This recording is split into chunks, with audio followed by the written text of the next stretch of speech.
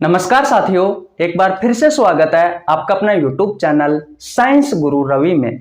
Guys, जैसा कि आपने थंबनेल और टाइटल में देखा, आज की इस वीडियो में बात करने वाले हैं सेल डिवीजन के बारे में, अर्थात कोशिका विभाजन के बारे में। गाइज, मेरा नाम रवि है। मैं इस YouTube चैनल पर बायोलॉजी सभी प्रतियोगी परीक्षाओं के लिए पढ़ाता हूं।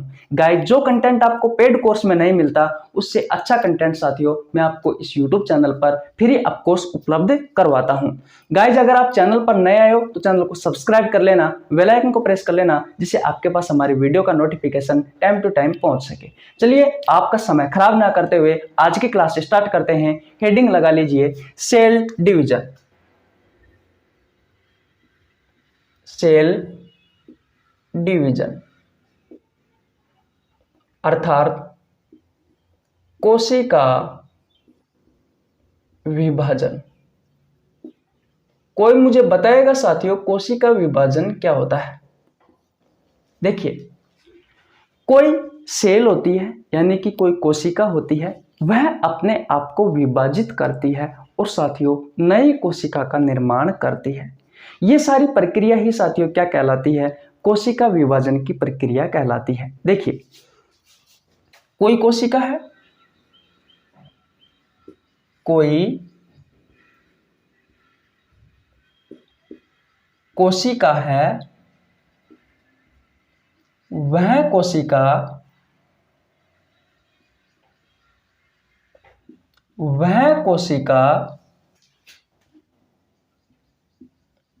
अपने आप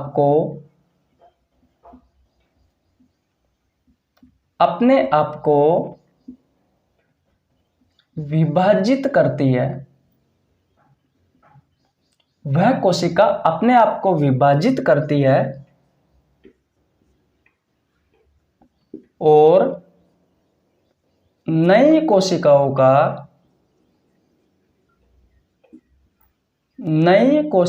का निर्माण करती है।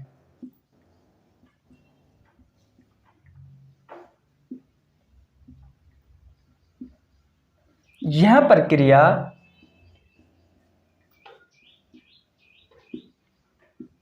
कोशिका विभाजन की प्रक्रिया कहलाती है। कोशिका विभाजन की प्रक्रिया कहलाती है। मैंने कहा साथियों कि कोई कोशिका है, वह कोशिका अपने आप को विभाजित करती है और साथियों नई कोशिकाओं का निर्माण करती है। जिस प्रक्रिया के थ्रू नई कोशिकाओं का निर्माण हुआ है साथियों, उस प्रक्रिया को क्या कहा गया है? कोशिका विभाजन की प्रक्रिया कहा गया है। एग्जाम्पल से समझते हैं, उदाहरण से। मान लीजिए साथियों, ये कोई कोशिका है। अब ये कोशिका अपने आप को विभाजित करती है साथियों, और भैया नई कोशिकाओं का निर्माण करती है। यह प्रक्रिया क्या कहलाती है साथियों? यह प्रक्रिया कोशिका विभाजन की प्रक्रिया कहलाती है। जो कोशिका विभाजित हुई है साथियों, वो होती है पैतृक कोशिका। उसे कहा गया है पैतृक कोशिका, पेरेंट सेल। Parent cell. और जो साथियों नई कोशिका बनी है, वो होती है भैया पुत्री कोशिका। पुत्री कोशिका, डॉटर सेल।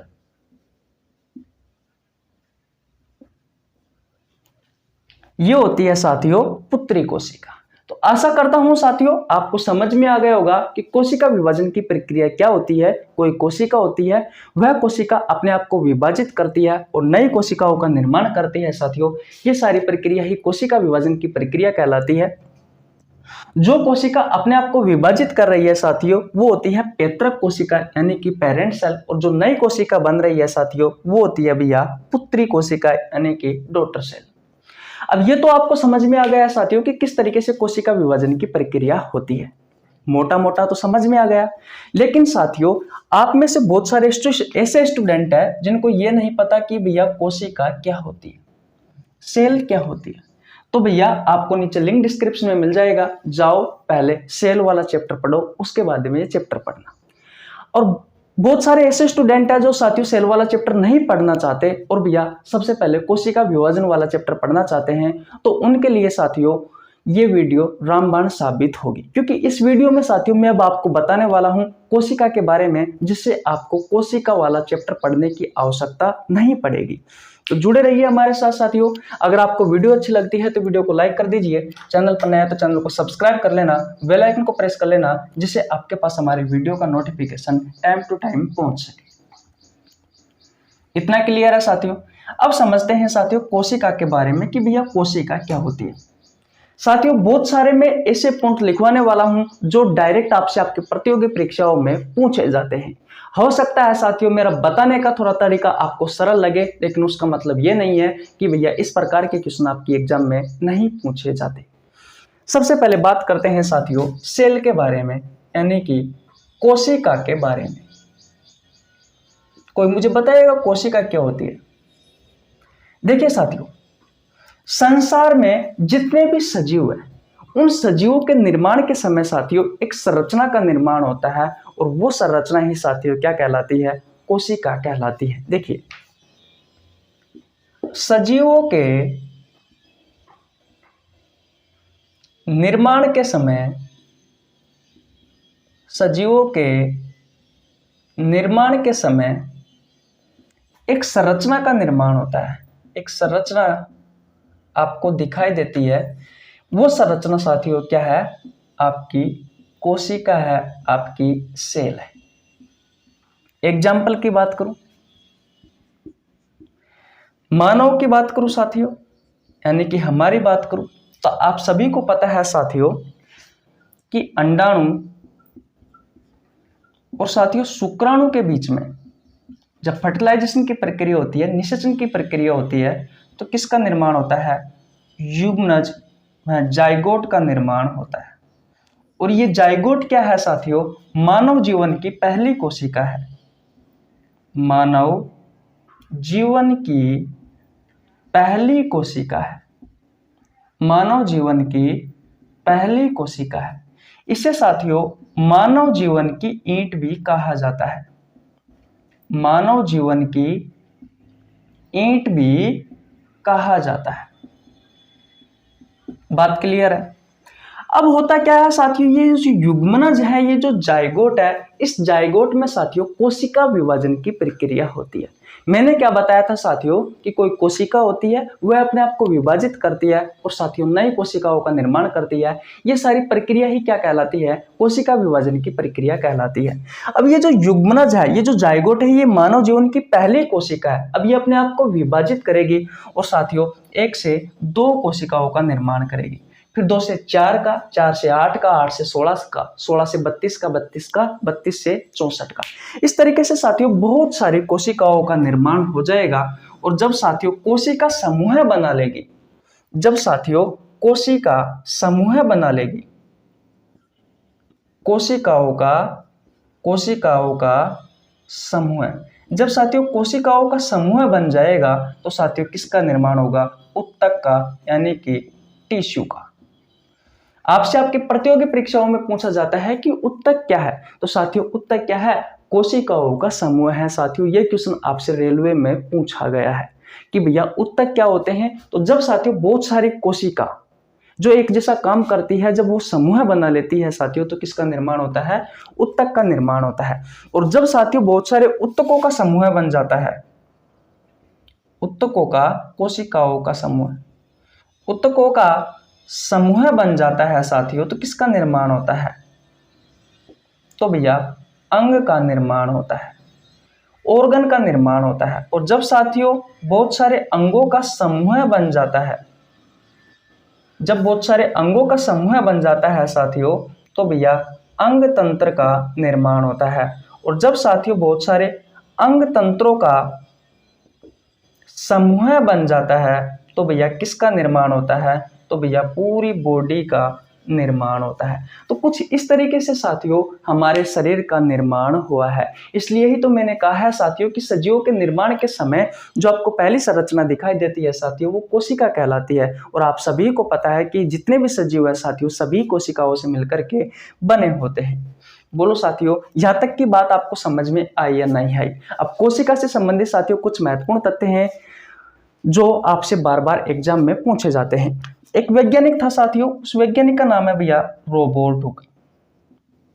इस रोबर्ट हुक जी ने साथियों सबसे पहले कोशिका की खोज की थी 1665 में। इस बात का आपको ध्यान रखना है।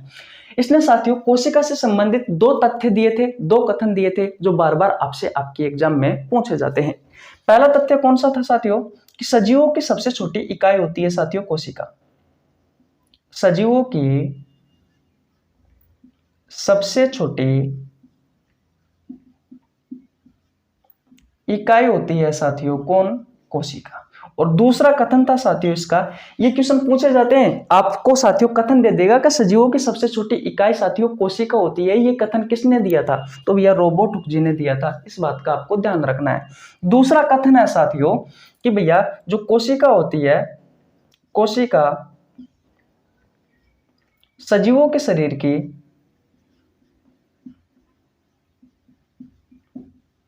सजीवों के शरीर की क्रियात्मक व संरचनात्मक इकाई होती है। क्रियात्मक व संरचनात्मक इकाई होती है। ये दोनों कथन किसने दिए थे साथियों? तो याद रखना भैया, ये दोनों कथन रोबर्ट हुक जी ने दिए थे। कोशिकाओं से संबंधित साथियों एक कथन हो रहा है जो पीसीएस के एग्जाम में पूछा गया था साथियों। वैज्ञानिक है हेक्जले। हेक्जले ने साथियों एक कथन दिया था कि जो जीव द्रव्य होता है, अभी जीव द्रव्य पता है आपको क्या होता है? अभी रुकिए, अभी समझ लेना, बस नाम याद कर लेना। जीव द्रव्य, जीव द्रव्य साथियों सजीवों के शरीर का भौतिक आधार कहा गया है। जीव द्रव्य को सजीवों के शरीर का भौतिक आधार कहा गया है। भौतिक आधार कहा गया है। मैंने क्यों लिखवाया है साथियों? क्योंकि ये पीसीएस की एग्जाम में ये पूछा गया था, और साथियों ये रेलवे की एग्जाम में पूछा गया था भैया, और ये भी साथियों शायद एसएससी की एग्जाम में पूछा गया था। यानी कि तीनों के तीनों ही कथन साथियों बहुत ही ज्यादा इंपॉर्टेंट है, जो बार बार आपसे आपकी प्रतियोगी परीक्षाओं में घुमा फिराकर साथियों पूछे जाते हैं। रोबर्ट हुक जी ने साथियों 1665 में कोशिका की खोज की थी, लेकिन खोजी गई कोशिका साथियों मृत कोशिका थी। अगर आपसे क्वेश्चन पूछे कि जीवित कोशिका की खोज किसने की थी, तो याद रखना साथियों जीवित कोशिका की खोज साथियों एंटनी वॉन ल्यूवेनहॉक ने की थी भैया। बात क्लियर है? रोबर्ट हुक जी का कथन क्या है साथियों कि सजीवों के शरीर की सबसे छोटी इकाई होती है कौन? कोशिका। और कोशिका सजीवों के शरीर की क्रियात्मक और संरचनात्मक इकाई होती है। ये दोनों कथन साथियों रोबर्ट हुक जी ने दिए थे। और भैया हेक्जले की बात करूं तो हेक्जले ने साथियों जीव द्रव्य को सजीवों के शरीर का भौतिक आधार कहा गया है। अब ये जीव द्रव्य क्या होता है इसके बारे में हम जानेंगे कब? अब हम पढ़ने वाले हैं कोशिका की संरचना, जिससे आपको कोशिका के बारे में बहुत सारी जानकारी मिल जाएगी। सबसे पहले मुझे ये बताओ साथियों कि आपको समझ में आया या नहीं आया कि कोशिका क्या होती है, किस तरीके से साथियों कोशिका से शरीर का निर्माण होता है। और साथियों उसके बाद में रोबर्ट हुक जी ने इसकी खोज की, और एंटनी वॉन ल्यूवेनहॉक ने जीवित कोशिका की खोज की। और रोबर्ट हुक जी के कथन साथियों जीव द्रव्य का जो हेक्जले का कथन है साथियों, जो बार बार आपसे एग्जाम में पूछा जाता है, क्या ये आपको समझ में आया या नहीं आया? सबसे पहले मुझे ये बताओ। अगर आपको डिटेल में पढ़ना है तो जाओ कोशिका वाला चैप्टर पढ़ सकते हो, वहां पर मैंने आपको डिटेल में पढ़ाया हुआ है। स्क्रीनशॉट ले लीजिए ताकि हम आगे चले। याद रखना साथियों जीव द्रव्य के बारे में अभी हम बात करने वाले हैं। सिर्फ मैंने आपको एक कथन बताया है हेक्जले का, जो आपसे आपके कॉम्पिटिटिव एग्जाम में पूछा गया था कि सजीवों के शरीर का भौतिक आधार किसे कहा गया है। तो जीव द्रव्य को कहा गया है, किसने कहा गया है? हेक्जले ने। बात क्लियर है? तो स्क्रीनशॉट ले लीजिए, आगे चलते हैं। ले लिया? ओके।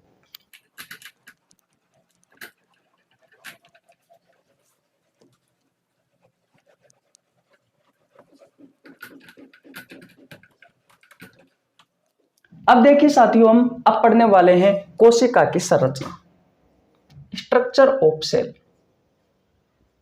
कोशिका की संरचना। साथियों पादप कोशिका की संरचना पढ़ेंगे, जंतु कोशिका की इसलिए संरचना नहीं पढ़ेंगे क्योंकि साथियों बहुत सारे ऐसे ऑर्गन होते हैं, बहुत सारे ऐसे कोशिकांग होते हैं जो भैया जंतु कोशिका में नहीं पाए जाते और पादप कोशिका में पाए जाते हैं। तो बेहतर है साथियों अधिक जानने के लिए पादप की कोशिका पढ़ने वाले हैं। तो भैया पादप की कोशिका की संरचना कुछ इस तरीके से होती है।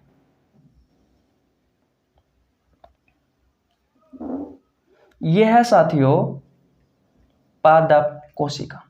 ध्यान से सुनना साथियों, बहुत मजा आ जाएगा। अगर आपने इस कोशिका के बारे में समझ लिया तो समझ लेना साथियों लगभग आपका 20 से 30% साथियों कोशिका विभाजन वाला हिस्सा तो यही कंप्लीट हो जाएगा। साथियों पादप कोशिका की जो सबसे बाहरी आवरण होता है, यानी कि पादप कोशिका का जो सबसे बाहरी आवरण होता है साथियों, वो होता है भैया कोशिका भित्ति। ये कोशिका भित्ति साथियों सेलुलोज की बनी होती है। कोशिका भित्ति किसकी बनी होती है? सेलुलोज की बनी होती है साथियों।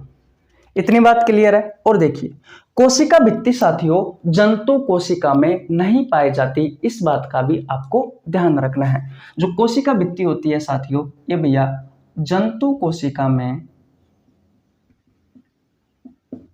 नहीं पाए जाते। इतनी बात क्लियर है।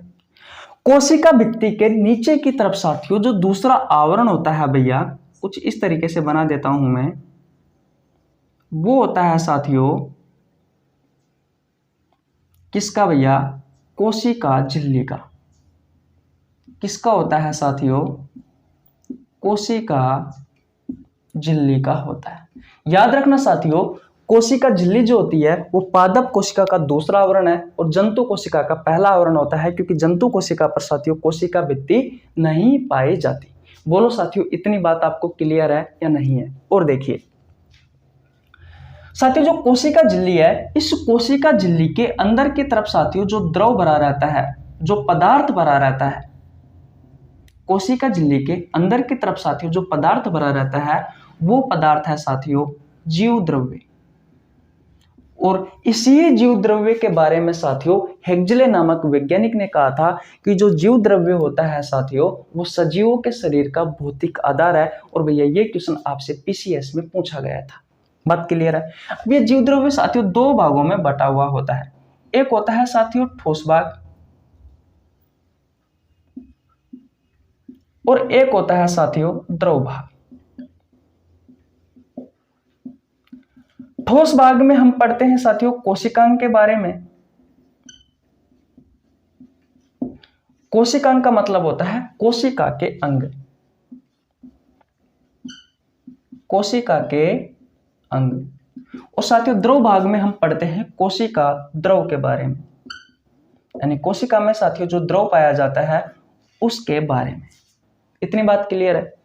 मैंने कहा कि कोशिका झिल्ली के अंदर की तरफ साथियों जो पदार्थ होता है उस पदार्थ को जीव द्रव्य कहा जाता है। और जीव द्रव्य के बारे में साथियों हेग्जले नामक वैज्ञानिक ने यह कहा था कि भैया जो जीव द्रव्य होता है वो भैया सजीवों के शरीर का भौतिक आधार होता है।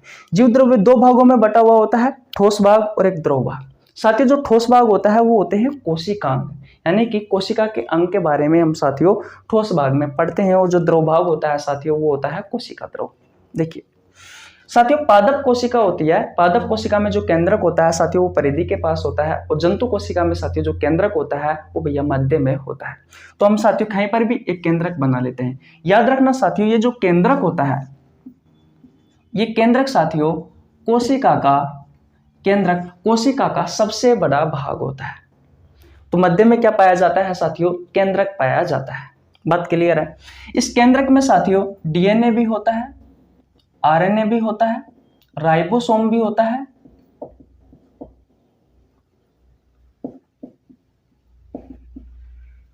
राइबोसोम होता है, जीन होता है और भैया गुणसूत्र होता है। केंद्रक द्रव भरा रहता है। इतनी बात क्लियर है। साथियों ये जो केंद्रक होता है इस केंद्रक के चारों ओर साथियों एक झिल्ली होती है जिसमें छोटे छोटे से छिद्र होते हैं। इन छोटे छोटे छिद्रों की सहायता से साथियों केंद्रक तक जो पोषक पदार्थ है वो पहुंचते हैं। तो साथियों इसके चारों ओर एक झिल्ली होती है, इसे कहा जाता है केंद्रक कला या फिर केंद्रक झिल्ली। केंद्रक कला या फिर केंद्रक झिल्ली। और साथियों कोशिका झिल्ली और केंद्रक झिल्ली के बीच में साथियों एक द्रव भरा रहता है, एक द्रव भरा रहता है। इस द्रव को कहा जाता है साथियों कोशिका द्रव। इतनी बात क्लियर है। क्या कहा जाता है? कोशिका द्रव कहा जाता है। क्या कहा जाता है साथियों? भैया कोशिका द्रव कहा जाता है। मैंने कहा कि कोशिका झिल्ली और साथियों केंद्रक झिल्ली के बीच में एक द्रव बना रहता है जिसे कहा जाता है कोशिका द्रव।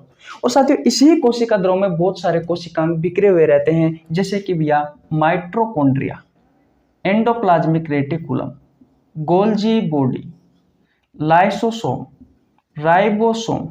इस तरीके से साथियों बहुत सारे कोशिकांग होते हैं जो कि साथियों किस में बिखरे हुए रहते हैं? इस कोशिका द्रव में बिखरे हुए रहते हैं। ये भैया कोशिका के अंग है साथियों। ये है माइटोकॉन्ड्रिया, एंडोप्लाज्मिक रेटिकुलम यानी कि अंतःप्रद्रव्य जालिका, गोल्जी बॉडी, लाइसोसोम, राइबोसोम। ये साथियों क्या होते हैं? ये भैया कोशिकांग होते हैं, यानी कि कोशिका के अंग होते हैं। सेंट्रोसोम भी होता है साथियों, जिसे आप तारक काय या केंद्रक काय भी कहते हो। यह भी आपके कोशिका विभाजन में काम आने वाला है। याद रखना साथियों, केंद्रक के बिल्कुल मध्य में एक छोटा सा पॉइंट होता है जिसे केंद्रिका कहा जाता है। तो केंद्रक में क्या होता है साथियों? केंद्रिका कहा जाता है। इस केंद्रिका की खोज किसने की थी साथियों? फोंटाना नामक एक वैज्ञानिक ने की थी। तो साथियों जो सेल डिवीजन वाला चैप्टर है इसमें हम केंद्रिका के बारे में पढ़ेंगे। जो सेंट्रोसोम है, जो तारक काय है साथियों, इस तारक काय के बारे में पढ़ेंगे। ये जो सेल वॉल है साथियों, इस सेल वॉल के बारे में यानी कि केंद्रक झिल्ली के बारे में पढ़ेंगे, केंद्रक के बारे में पढ़ेंगे। जो कोशिका द्रव है साथियों, ये सारे शब्द आपको देखने को मिलेंगे, सुनने को मिलेंगे। इसलिए साथियों मैंने ये समझाना आवश्यक समझा भैया। जब तक आपको कोशिका के बारे में नहीं पता चलेगा तब तक आप कैसे पढ़ोगे भैया कोशिका विभाजन के बारे में? अब मैं उठाकर साथियों आपको डायरेक्ट कोशिका विभाजन पढ़ा देता तो आपको समझ में आता है क्या साथियों? नहीं भैया, आपको समझ में नहीं आता। तो ये होता है भैया आपकी कोशिका की संरचना। बहुत सारे साथियों ऐसे शब्द होते हैं जो भैया आपको पता ही नहीं होते और आप उनके बारे में पढ़ते हो। तो पहले पता होना जरूरी है साथियों, कौन खापर होता है, कौन खापर नहीं होता। तो स्क्रीनशॉट ले लीजिए, फिर एक बार और रिवीजन करवाता हूं। देखिए ये होती है साथियों आपकी पादप कोशिका। क्या होती है? पादप कोशिका। पादप कोशिका के डायग्राम के बारे में हम पढ़ रहे हैं। पादप कोशिका का साथियों जो सबसे बाहरी आवरण होता है, यानी कि ये वाला जो सबसे बाहरी आवरण है साथियों, ये है भैया कोशिका भित्ति। जंतु कोशिका में साथियों ये कोशिका भित्ति नहीं पाई जाती। याद रखना जो कोशिका भित्ति होती है वो सेल्यूलोज की बनी होती है। ये तो हो गया साथियों कोशिका भित्ति से संबंधित महत्वपूर्ण बातें। नंबर 2 पर बात करते हैं। पादप कोशिका का दूसरा आवरण कौन सा होता है? कोशिका झिल्ली होती है। याद रखना साथियों, जंतु कोशिका का जो पहला आवरण होता है वो कोशिका झिल्ली होती है, क्योंकि जंतु कोशिका में साथियों कोशिका भित्ति नहीं पाई जाती। और भैया पादप कोशिका का दूसरा आवरण होता है कोशिका झिल्ली। बात क्लियर है? अब देखिए कोशिका झिल्ली के अंदर की तरफ साथियों कुछ पदार्थ भरा हुआ रहता है और उस पदार्थ को कहा जाता है साथियों जीव द्रव्य। जीव द्रव्य के बारे में साथियों अभी मैंने आपको पिछले स्लाइड में बताया था कि हेग्जले नामक वैज्ञानिक ने इसे कहा था साथियों जीव द्रव्य के बारे में कि सजीवों के शरीर का भौतिक आधार होता है। ये क्वेश्चन आपसे पीसीएस में पूछा गया था। बात क्लियर है? तो जीव द्रव्य साथियों 2 भागों में बटा हुआ होता है, एक है ठोस भाग और एक है द्रव भाग। जो ठोस भाग होता है साथियों उसमें हम कोशिका के अंग के बारे में पढ़ते हैं, कोशिकांग के बारे में पढ़ते हैं, जैसे कि mitochondria, endoplasmic reticulum, Golgi body, lysosome, ribosome, centrosome, तारक काय जिसे आप कहते हो। तो ये बहुत सारे कोशिका के अंग हैं साथियों, जैसे कि डीएनए है, आरएनए है कि नहीं है, गुणसूत्र है, जीन है, ये सभी क्या है? कोशिका के अंग है। द्रव भाग के बारे में बात करें साथियों तो इसमें हम कोशिका द्रव के बारे में पढ़ते हैं। तो साथियों होता क्या है कि ये मध्य में केंद्रक होता है, केंद्रक यह भी हो सकता है। पादप कोशिका में साथियों जो केंद्रक होता है वो भैया परिधि के पास होता है, जंतु कोशिका में मध्य में होता है। याद रखना जो कोशिका होती है कोशिका का सबसे बड़ा भाग होता है साथियों केंद्रक, तो मैंने बीच में बना दिया। इसके चारों ओर साथियों एक झिल्ली पाई जाती है केंद्रक के चारों ओर, जिसे कहा जाता है केंद्रक झिल्ली। इसमें छोटे छोटे से छिद्र होते हैं साथियों, इन छिद्रों की सहायता से केंद्रक के पास पोषक पदार्थ पहुंचते हैं साथियों इस केंद्रक झिल्ली की सहायता से। तो केंद्रक झिल्ली के बीच में और साथियों कोशिका झिल्ली के बीच में एक द्रव भरा रहता है जिसे क्या कहा जाता है? कोशिका द्रव कहा जाता है। ये कहा जाता है कोशिका द्रव। इसी कोशिका द्रव में साथियों बहुत सारे कोशिकांग बिखरे हुए रहते हैं, जैसे कि mitochondria, endoplasmic reticulum, Golgi body, lysosome, और साथियों राइबोसोम और साथियों सेंट्रोसोम। इस प्रकार के साथियों बहुत सारे क्या बिखरे हुए रहते हैं? कोशिकांग बिखरे हुए रहते हैं। केंद्रक में साथियों डीएनए होता है, एक साथियों धागेनों में एक संरचना होती है जिसे क्रोमेटिन कहते हैं। ये क्रोमेटिन आगे चल करके साथियों किसका निर्माण करती है? न्यूक्लिक एसिड का निर्माण करती है। न्यूक्लिक एसिड 2 प्रकार के होते हैं, एक होता है डीएनए और एक होता है आरएनए। साथियों जो डीएनए होता है उसकी फुल फॉर्म होती है डीऑक्सीराइबोन्यूक्लिक एसिड, ये भी आपसे एक बार एग्जाम में पूछा गया था। और आरएनए की फुल फॉर्म होती है राइबोन्यूक्लिक एसिड। इसमें राइबोसोम भी पाए जाते हैं, एंजाइम भी पाया जाता है साथियों, केंद्रक में जीन भी पाया जाता है और गुणसूत्र भी पाए जाते हैं। बात क्लियर है। डीएनए साथियों माइटोकॉन्ड्रिया में भी पाया जाता है। राइबोसोम है साथियों कोशिका द्रव्य में पाया जाता है। कहने का मतलब यह है साथियों, मेरा मतलब यह है साथियों कि ये संरचना आपको समझ में आनी चाहिए। अब आपको पहली बार में समझ में नहीं आ रही है साथियों, तो इसमें आपकी गलती अभी है क्योंकि आपने कोशिका वाला चैप्टर नहीं पढ़ा है। जो मेरे से हो सका है साथियों, जितने आपकी कोशिका विभाजन में जरूरत पड़ती है साथियों, अंगों के बारे में, जिन जिन चीजों के बारे में, वो चीज मैं आपको बता चुका, उन चीजों के बारे में मैंने आपको जानकारी दे दी है। तो आशा करता हूं साथियों कोशिका की संरचना आपको समझ में आ गई होगी। अब हम कोशिका विभाजन वाला चैप्टर पढ़ेंगे तो आपको बहुत अच्छे से साथियों समझ में आएगा। जो जो मैं शब्द यूज में लूंगा, जो जो मैं टर्म यूज में लूंगा साथियों, आशा करता हूं कि वो टर्म आप उस टर्म से आपकी जान पहचान होना जरूरी है, तब जाकर आप साथियों कोशिका विभाजन वाला चैप्टर अच्छे से पढ़ पाएंगे। तो 2 बार रिवीजन करवा दिया, अच्छे से समझ में आ गई होगी साथियों कोशिका की संरचना। जो मुख्य मुख्य बातें थी वो सभी मैंने आपको बता दी, तो स्क्रीनशॉट ले लीजिए। फिर हम आगे पढ़ते हैं और साथियों कोशिका विभाजन के चैप्टर है साथियों वो शुरुआत करते हैं।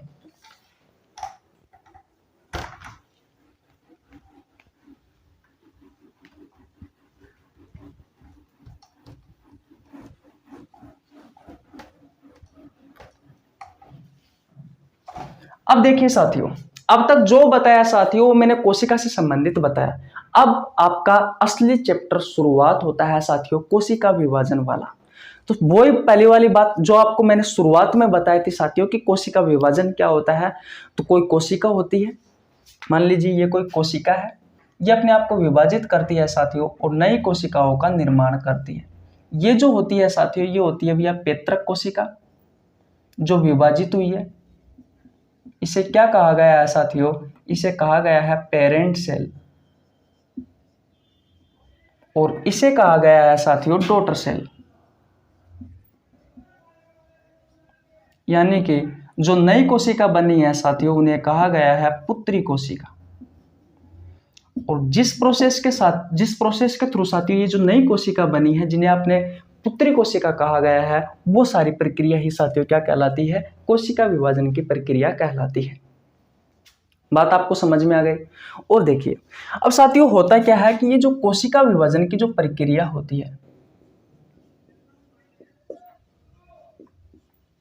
जो कोशिका विभाजन की जो प्रक्रिया है साथियों, ये प्रक्रिया भैया 2 चरणों में संपूर्ण होती है। कितने चरणों में संपूर्ण होती है साथियों, 2 चरणों में संपूर्ण होती है। देखिए नंबर 1 पर आता है साथियों कैरियो काइनेसिस। Cairo kinesis. इस कैरियोकाइनेसिस में क्या होता है साथियों, केंद्रक का विभाजन होता है। केंद्रक का विभाजन होता है। केंद्रक का क्या होता है साथियों, केंद्रक का विभाजन होता है। और इसकी खोज किसने की थी साथियों, कैरियोकाइनेसिस की? तो याद रखना साथियों एक वैज्ञानिक था शकलीचर महोदय। इस शकलीचर महोदय के द्वारा साथियों सबसे पहले कैरियोकाइनेसिस के बारे में बताया गया था। कोशिका विभाजन क्या होता है, एक कोशिका होती है वे अपने आप को डिवाइड करती है और नई कोशिकाओं का निर्माण करती है साथियों, वो प्रक्रिया कोशिका विभाजन की प्रक्रिया कहलाती है। कोशिका विभाजन की जो प्रक्रिया है साथियों वो 2 चरणों में संपन्न होती है। नंबर 1 पर आता है साथियों कैरियोकाइनेसिस। कैरियोकाइनेसिस में क्या होता है साथियों, सबसे पहले केंद्रक का विभाजन होता है। मान लीजिए ये आपकी क्या है साथियों, कोशिका है। अब कोशिका में क्या होता है, केंद्रक होता है। तो जब साथियों कोशिका विभाजन की प्रक्रिया होगी तो सबसे पहले साथियों जो केंद्रक है इस केंद्रक का विभाजन होगा। बात क्लियर है। और इसके बारे में सबसे पहले किसने बताया था, एक शकलीचर नाम का एक वैज्ञानिक था साथियों। इस शकलीचर जी ने साथियों सबसे पहले कैरियोकाइनेसिस के बारे में बताया। और कैरियोकाइनेसिस की जो प्रक्रिया है साथियों इसमें सबसे पहले केंद्रक का विभाजन होता है। ये पहला चरण है साथियों किसका, कोशिका विभाजन का। और दूसरा चरण की बात करते हैं साथियों साइटोकाइनेसिस। Kinesis, cytokinesis.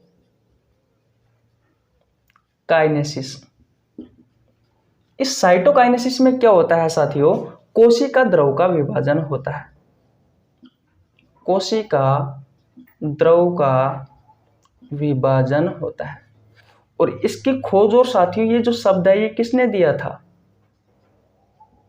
तो साथियों एक वैज्ञानिक था व्हाइटमैन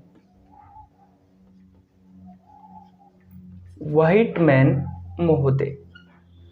इस वैज्ञानिक ने साथियों सबसे पहले साइटोकाइनेसिस के बारे में बताया था। साइटोकाइनेसिस में क्या होता है साथियों, ये दूसरा चरण है भैया कोशिका विभाजन का। और साथियों इसमें ये जो कोशिका द्रव है साथियों, इस कोशिका द्रव का विभाजन होता है। ये तो है कोशिका द्रव और ये है केंद्रक। तो कोशिका विभाजन साथियों दो चरणों में संपूर्ण होता है। नंबर 1 पर बात करें साथियों तो भैया कैरियोकाइनेसिस। कैरियोकाइनेसिस का मतलब है साथियों केंद्रक का विभाजन। किसका विभाजन साथियों, केंद्रक का विभाजन। इसके बारे में किसने बताया था, सबसे पहले कैरियोकाइनेसिस के बारे में सकलीचर महोदय ने बताया था। जब भी साथियों किसी कोशिका का विभाजन होगा तो सबसे पहले साथियों केंद्रक का विभाजन होगा। और केंद्रक का विभाजन साथियों जिस चरण में बताया गया है वो है कैरियोकाइनेसिस। कैरियोकाइनेसिस के बारे में सबसे पहले साथियों सकलीचर महोदय नामक वैज्ञानिक ने बताया था, यानी सकलीचर जी ने बताया था। नंबर 2 पर बात करें साइटोकाइनेसिस की साथियों, तो साइटोकाइनेसिस में क्या होता है, कोशिका द्रव का विभाजन होता है। और इसके बारे में साथियों खोज और शब्द जो है साथियों वो व्हाइटमैन ने बताया था। व्हाइटमैन ने इसकी खोज की थी और इसके बारे में बताया था। तो सिंपल सी दो बातें हैं, कोशिका विभाजन है साथियों 2 चरणों में संपूर्ण होता है। सबसे पहले साथियों केंद्रक का विभाजन होता है और इस प्रक्रिया को क्या कहा गया है साथियों, कैरियोकाइनेसिस कहा गया है। कैरियोकाइनेसिस, इसमें केंद्रक का विभाजन होता है। किस वैज्ञानिक ने बताया था, तो साथियों सकलीचर नामक एक वैज्ञानिक था, उसने बताया था। नंबर 2 पर साथियों क्या होता है, केंद्रक के विभाजन के पश्चात साथियों जब किसी कोशिका का विभाजन होता है तो भैया कोशिका द्रव का विभाजन होता है और उस प्रोसेस को कहा गया है साइटोकाइनेसिस। साइटोकाइनेसिस में यही बताया गया है कि दूसरा चरण है साथियों वो कोशिका द्रव का विभाजन होगा। और ये किसने बताया गया था, तो व्हाइटमैन ने बताया था साथियों ये वाली बात। 2 चरण आपको समझ में आ गए। सबसे पहले साथियों जब भी आप किसी कोशिका का विभाजन करोगे तो केंद्रक का विभाजन करोगे और उसके बाद में साथियों कोशिका द्रव का विभाजन करोगे। मैंने क्या कहा, मैंने ये कहा साथियों कि सबसे पहले आप जब किसी कोशिका का विभाजन करोगे तो सबसे पहले केंद्रक का विभाजन करोगे, उस प्रक्रिया को कहा जाता है कैरियोकाइनेसिस। उसके बाद में साथियों कोशिका द्रव का विभाजन करोगे और कोशिका द्रव का विभाजन को क्या कहा जाता है, साइटोकाइनेसिस। केंद्रक क्या होता है और कोशिका द्रव क्या होता है, दोनों के बारे में साथियों अभी मैंने आपको कोशिका की संरचना पढ़ाई थी, तब मैंने आपको बहुत डिटेल में पढ़ा दिया था। बात क्लियर है, इतनी बात समझ में आई आपको? ओके भैया, अब बात करते हैं साथियों कोशिका विभाजन के प्रकार की।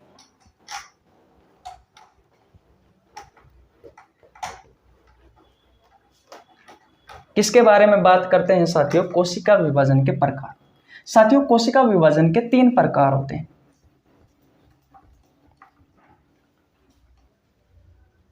कोशिका विभाजन के कितने प्रकार होते हैं साथियों,